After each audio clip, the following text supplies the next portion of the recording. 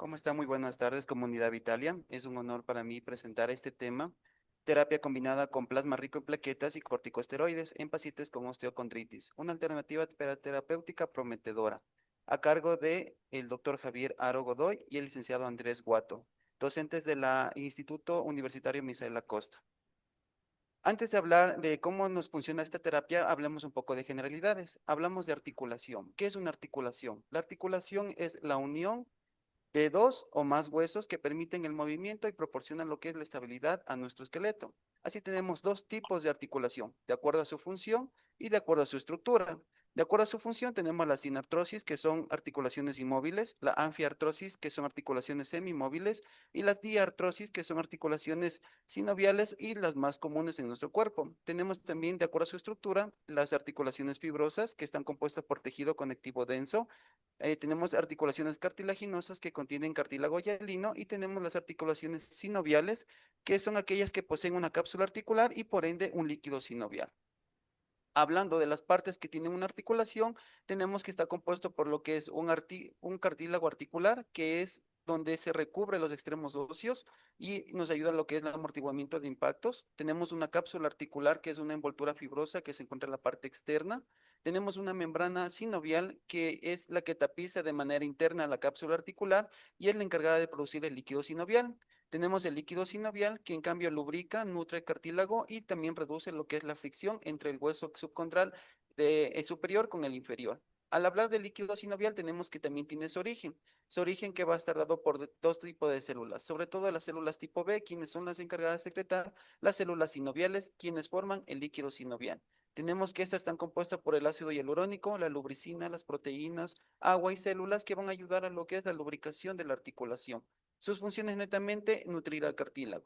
Pero cuando este líquido se encuentra afectado, puede haber procesos inflamatorios como la artritis, procesos infecciosos como la artritis séptica o procesos degenerativos como la artrosis.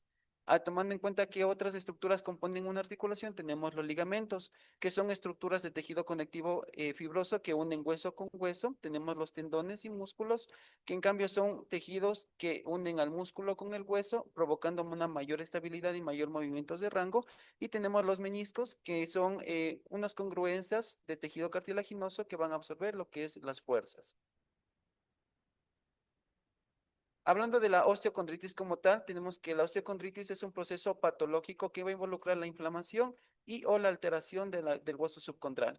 Ocurre por una alteración normalmente de la vascularización del hueso subcondral, en la cual hay una avascularización, produciendo lo que es una necrosis focal, debilitando la unión entre el cartílago y el hueso. Y eso va a provocar desprendimientos que sean fragmentos libres o fragmentos estáticos. ¿Cuáles son las causas de esta osteocondritis? Microtraumatismos repetitivos, isquemia subcondral, actividad deportiva intensa, sobre todo en jóvenes y adultos, y desequilibrios biomecánicos como lo que es enfermedades que involucren el valgo y el vago, ¿no? Tenemos también que la sintomatología va a provocar dolor mecánico articular, crepitaciones articulares, disminución del rango de movimiento, sensación de inestabilidad y rigidez matutina, sobre todo en las mañanas. ¿Cómo es el diagnóstico de esta enfermedad? A través de una radiografía simple en la cual se pueden mostrar las lesiones osteocondrales, como pueden ver en la imagen, y también pueden ocuparse cuando estos fragmentos son móviles, lo que son resonancias magnéticas, tomografías computarizadas y las artroscopías. Ahora, ¿cuál es el tratamiento para este tipo de enfermedades? Tenemos dos tipos de tratamiento, el tratamiento conservador y el tratamiento quirúrgico. El tratamiento conservador, que es aquello que se le recomienda al paciente reposo de actividades de impacto, fisioterapia y analgésicos. Y el quirúrgico, que son las lesiones inestables o síntomas, cuando hay los síntomas crónicos. Pero aquí hay una intermedia en la cual vienen las terapias biológicas y aquí cuando entra lo que es el plasma rico en plaquetas. En las terapias biológicas son unos tratamientos que se encuentran entre el tratamiento conservador y el tratamiento quirúrgico. Así tenemos que el plasma rico en plaquetas es un concentrado autólogo de plaquetas suspendidas en un pequeño volumen de plasma que se obtiene mediante la centrifugación de la sangre propio del paciente, que no contiene ni aditivos ni tampoco riesgos inmunológicos al ser propios del paciente. y estos van a contener ciertos factores de crecimiento y división celular que nos van a servir, como es el factor de crecimiento derivado de las plaquetas, el factor de crecimiento transformante beta, el factor de crecimiento similar a la insulina tipo 1 y el factor de crecimiento endotelial vascular, quienes van a ayudar al crecimiento, a la división, a la regeneración tanto celular como endotelial. El rol terapéutico del plasma rico en plaquetas es estimular la reparación tisular y la regeneración celular, mejorando así la nutrición articular y dando por ende un tratamiento resolutivo a la osteocondritis. Los beneficios a largo plazo: reducir los procesos inflamatorios, prevenir lo que es el deterioro temprano de las articulaciones y evitar sobre todo llegar a cirugía. Pero la pregunta es, ¿por qué combinarlo con corticosteroides? Tenemos dos tipos de corticosteroides que se encuentran en el mercado, son de muy fácil acceso, como es la cetonida de triamcinolona o la betametasona. Si bien es cierto, el plasma rico de plaquetas tiene un efecto regenerador, su efecto no es inmediato. De hecho, el efecto analgésico se demora unos días o incluso semanas en hacer acción, para lo cual entra aquí lo que son los corticosteroides, quienes tienen un efecto antiinflamatorio muy potente y muy rápido para dar lo que es una mejoría funcional. Con esta combinación se logra lo que es un efecto sinérgico a mediano plazo, reduciendo así las infiltraciones repetitivas y evitando las intervenciones quirúrgicas tempranas. Como pueden ver ustedes aquí en el cuadrito, tenemos que la dosis habitual de plasma rico en plaquetas puede ir de 3 a 5 ml. La dosis de la betametasona es 1 ml, que nos equivale a 4 miligramos. De la triamcinolona, 1 ml nos equivale a 10 miligramos. Y siempre tenemos que utilizar lo que es un anestésico local, ¿no? Que en este caso tenemos lidocaína al 1%, 1 ml.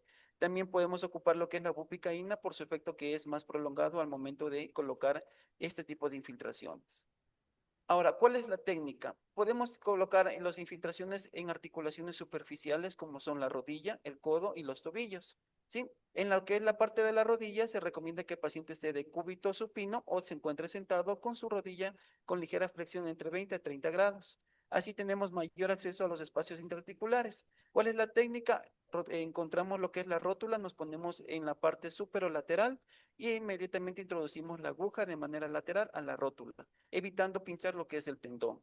A nivel del codo, tenemos que tener a nuestro paciente sentado con un brazo en semiflexión, apoyado sobre la mesa. Ubicamos lo que es el olecranon del cúbito, hacemos un abordaje posterolateral y encontramos lo que es la articulación del codo. Y a nivel del tobillo, tenemos que el paciente tiene que estar en decúbito, con el pie a 90 grados. Encontramos lo que es el malleolo medial.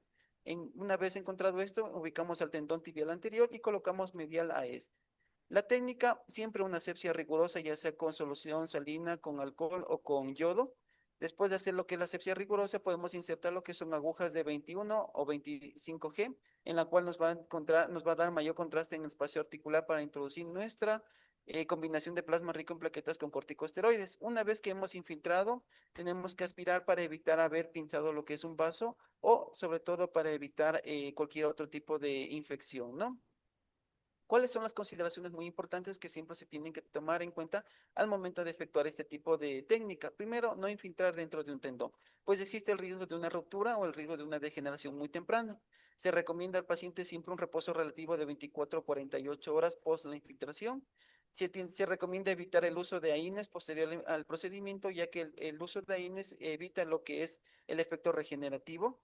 Si se infiltra ¿Se puede infiltrar sin eco dirigido? Pues sí, se puede infiltrar sin eco dirigido, sobre todo en articulaciones superficiales y accesibles, articulaciones que se puedan palpar y se sepa muy bien lo que es la parte de anatomía. Pero ¿se puede hacer uso del eco? Sí, también se puede hacer el uso del eco, sobre todo cuando hay presencia de derrames o cuando hay una bursitis localizada, para poder ir más adentro de la articulación y poder colocar nuestra infiltración. No se recomienda aplicar lo que es el corticosteroide más de una sola vez por terapia de ciclo. Y sobre todo, en las infiltraciones, evitar si es que hay una infección activa o uso reciente de los AINES, pues no nos va a servir infiltrar de esa forma, porque o podemos provocar una sepsis del procedimiento o podemos provocar también daño al paciente. Como ustedes pueden ver aquí, nosotros tenemos una pequeña ficha en la cual hacemos un seguimiento de la terapia, cuál es el objetivo y cuáles son las observaciones. La semana cero, la infiltración de lo que es el plasma rico de plaquetas, ya sea la betametasona o la triamcinolona, y el anestésico local, con el objetivo de una reducción rápida del dolor, la inflamación y estimular inicialmente la reparación osteocondral. De ahí se le llama al paciente en 2 semanas para una revaloración clínica en la cual verificamos si hay la reducción de síntomas o algún efecto adverso, sobre todo por el uso del corticosteroide. Si es que no se encuentra ninguna anomalía, no se infiltra y solo se hace una cita de control. Se le llama luego a las 4 semanas después de haber infiltrado para hacer lo que es un reposo relativo si es que persiste la sintomatología. Hacemos una fisioterapia y evitamos también a nuestro paciente deportes de impacto o carga excesiva, sobre todo en donde se hizo la parte de la infiltración.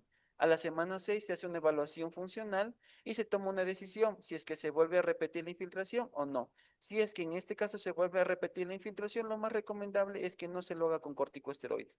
Pues recuerden que el corticosteroide se utiliza una vez por plan terapéutico, es decir, que el plan terapéutico va desde la semana 0 hasta la semana 16.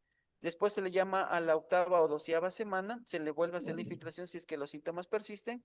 Y por último, en la semana 12 a la 16, si es que persiste la sintomatología, podemos ayudarnos con otro reporte de imagen como es una resonancia magnética y podemos decidir si hacemos un plan de mantenimiento o netamente llevamos a nuestro paciente a la parte quirúrgica, siempre y cuando no haya la mejoría. Como conclusión de esta pequeña exposición, es importante recalcar que la osteocondritis no solo representa un desafío clínico, sino que también una oportunidad para aplicar terapias innovadoras como las biológicas, que ayuden a mejorar realmente la calidad de vida del paciente.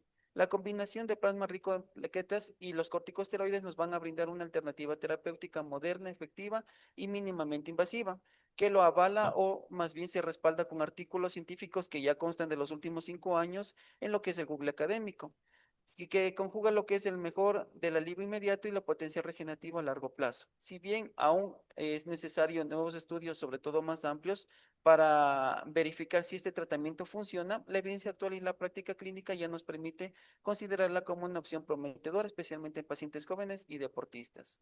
Como agradecimiento queremos agradecer al Instituto Misael Acosta por darnos esta oportunidad de presentar nuestra exposición y también agradecer a lo que es la comunidad Vitalia. Muchísimas gracias.